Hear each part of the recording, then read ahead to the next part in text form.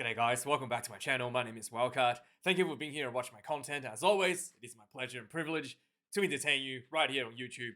Now, I got a letter from my neighbor that following the rant from the Wallabies game. So yeah, we'll not be doing any yelling this one. Luckily, wasn't the Wallabies on the field for this game. It was the Argentina versus the All Blacks for the Rugby Championship. Yeah, it's always nice watching the All Blacks. Sometimes I wish I was a Kiwi.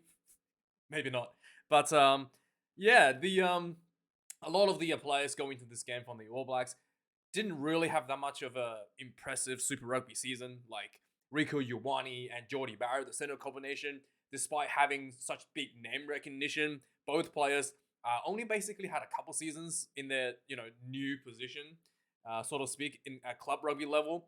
And both players, I thought, had a quiet season. Like neither of them really stood out at all for their clubs. But when the All Blacks jersey is on, when the pride is on, when the big time game is upon them, yeah, they really delivered. Rieko Ioane, really, you can tell that he's worked a lot off the field with his playing out of the center position. The game that he showed today, it's just miles ahead of his performances for the Blues over the season. And Jordie Barrett as well, his performance, I think he got man of the match for this performance as well, just way above the level that he delivered for the Hurricanes, for the All Blacks jersey. And yeah, quite scary, this team actually. The All Blacks had a lot of issues last season. A lot of their game losses last year was due to a largely, in my opinion, a weak 4-pack. In the sense of the set piece was quite was not dominant, and also the breakdowns were not very dominant. Lineouts were a bit shaky, a lot of silly mistakes like not throwing the ball straight and stuff really cost the All Blacks a lot of opportunities last season. And as a result, the backline was not really functioning due to a weak platform that's been given to them. And yeah, Jason Ryan, the forwards coach, has once again taken the All Blacks forwards. Following the improvement that was shown in the November Test series, taking them to another level. Like this 4-pack was overwhelmingly dominant over the Argentinians from the All Blacks. Terrell Lomax, Somasoni Takiaho, and Ethan de Groot absolutely destroyed the scrummaging. It was just so easy for the All Blacks. And like I said, these front rowers from the All Blacks look like the best front rowers in the world at the moment. Like it was super impressive. The breakdown as well, just super quick, fast breakdown speed. Something that the All Blacks also lacked a little bit last season, and also just dominance, physical dominance. Argentina is a team that prides themselves on forward physicality, right?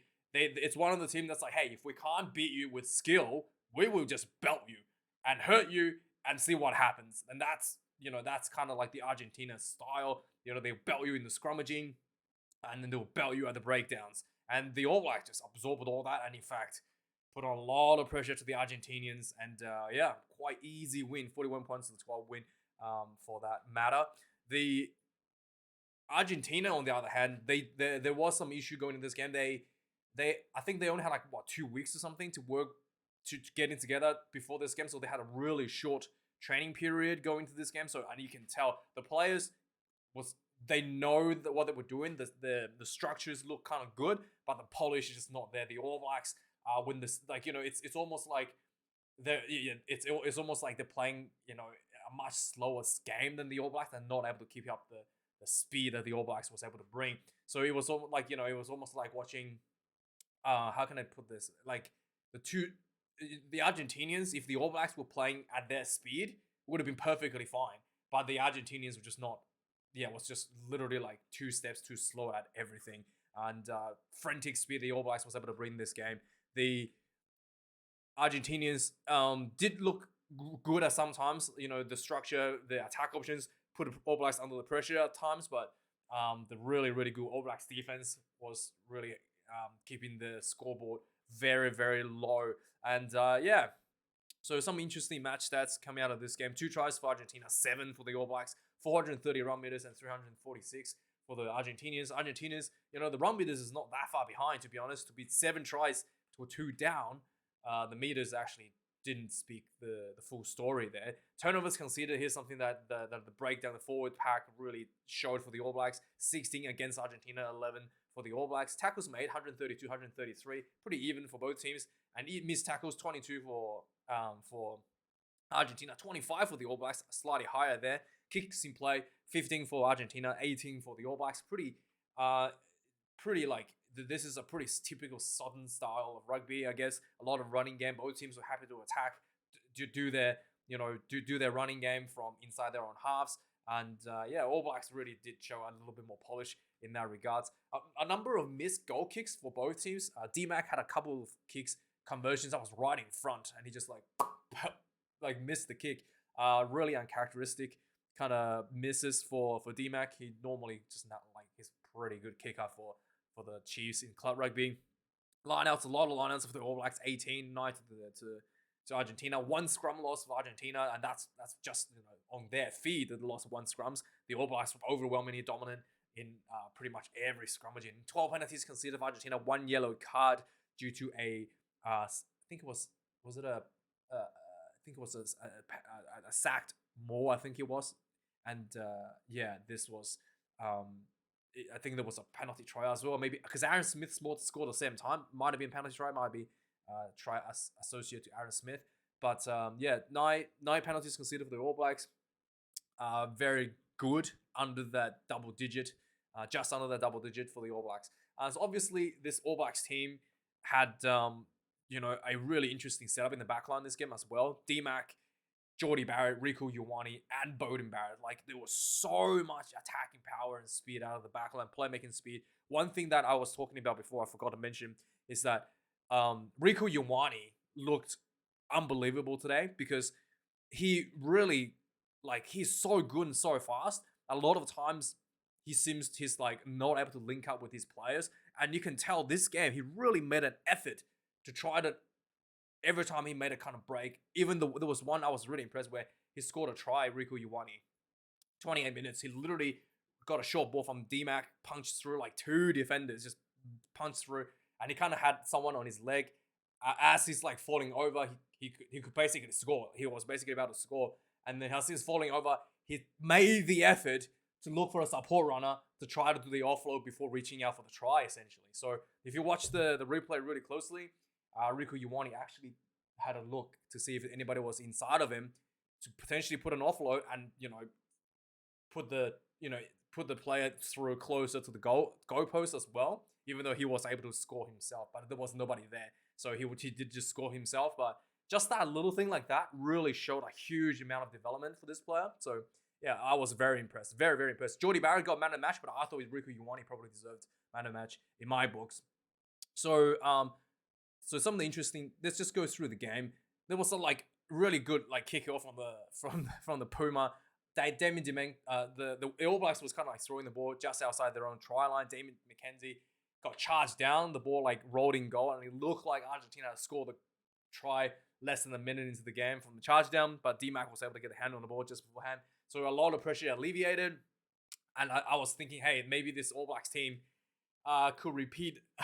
Could repeat an upset, could repeat. I thought Argentina could repeat an upset like they did last year, but nah, the All Blacks just clicked into gear just a few minutes in. So the Rieko Ioane just carved open center field, basically running from inside his own half all the way into this Argentina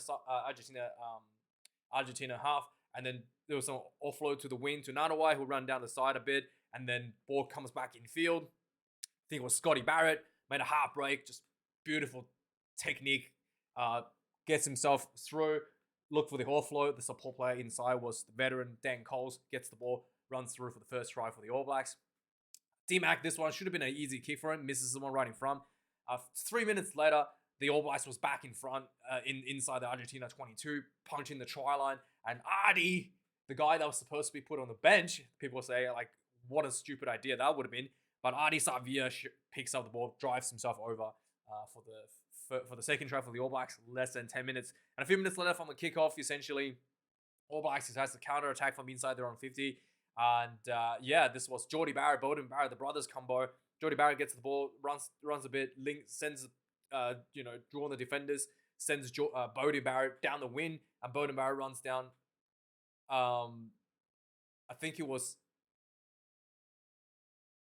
runs down the field, throws the ball back inside to Geordie, runs down for the third try for the All Blacks. 11 minutes into the game, D-Mac gets this one. This one was a much harder kick actually from the previous two, but he did get this one.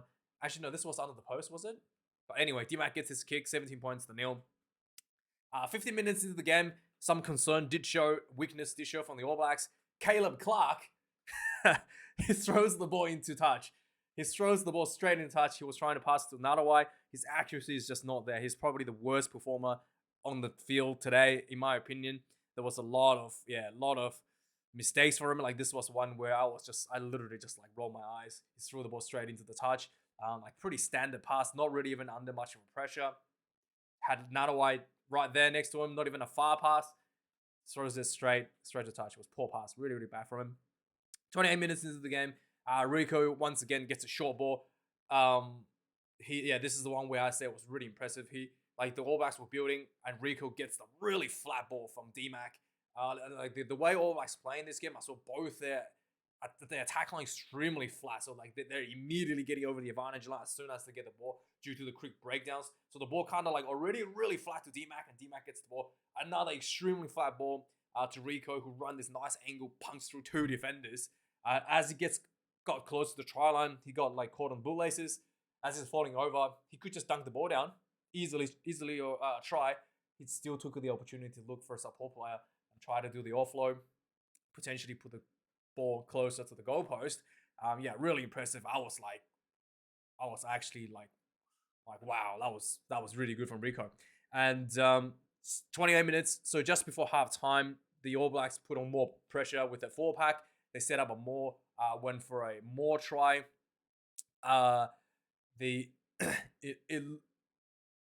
It looked like there was they went for more. It looked like there was a more try. The more gets sacked, and then the ball comes out. Aaron Smith just runs through, just picks up the ball and quickly darts through there was a gap.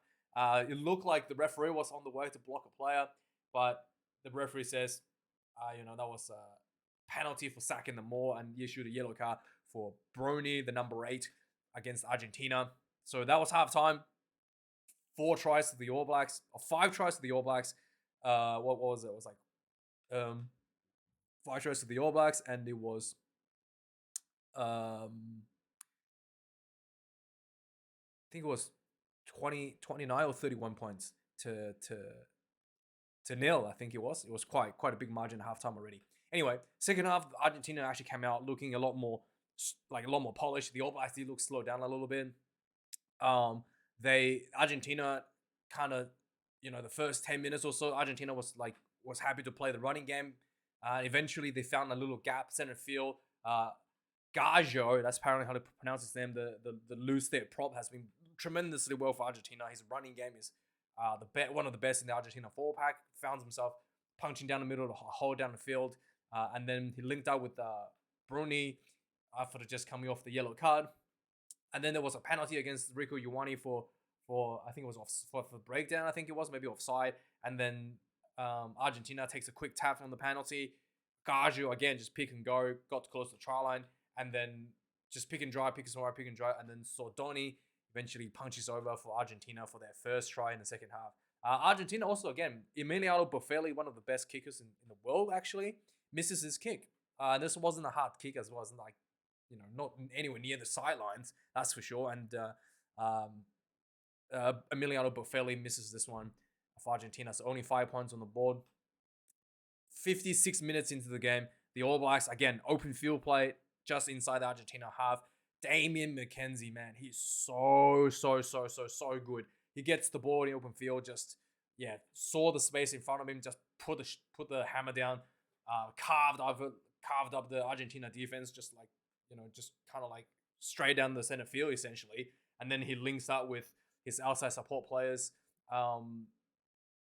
He links up with the outside support players with Geordie Barrett as he's running into the last defender. Geordie Barrett runs in for another. Geordie Barrett runs in, and then Geordie Barrett gets taken out. He passes the ball to Bowden. Bowden Barrett runs in for the 6th try for the All Blacks. And then 75 minutes into the game, again, All Blacks was in the front foot, really fast, like again, just really fast, flat balls to D-Mac, and D-Mac just saw Nadawai out wide with a bit of space. Again, super flat, super quick, accurate, and there was also a skip pass as well over the top, straight to Nadawai on the wing. Nadawai with a bit of tiptoeing near the sideline, dunk sport in to the corner for the 7th try for the All Blacks. Just before full time, the Argentinians had the last say. They had a penalty. They went for a maul. The maul kind of was getting defended. Augustin Creevy, the reserve hooker, the veteran, decides to take a run. Got really close to try line. It looked like a double movement to me, but Gartner said it was okay. He gets tackled just short. Kind of like, it looked like he propelled him forward a little bit, to be honest. Reaches over for the try. But Gartner said that was okay. He wasn't held. And yeah, try time. Argentina gets himself on the board. Finish off 12 points. But yeah, All Blacks 41, Argentina 12. Going into next week against the Springboks. This will be a huge game to watch next weekend. Argentina as well will be playing the Wallabies. We'll see how that fares next weekend. Anyway, guys, thanks for watching. Like, comment, subscribe. Really appreciate your support. I'll see you guys next week for previews, news, and the reviews. Cheers.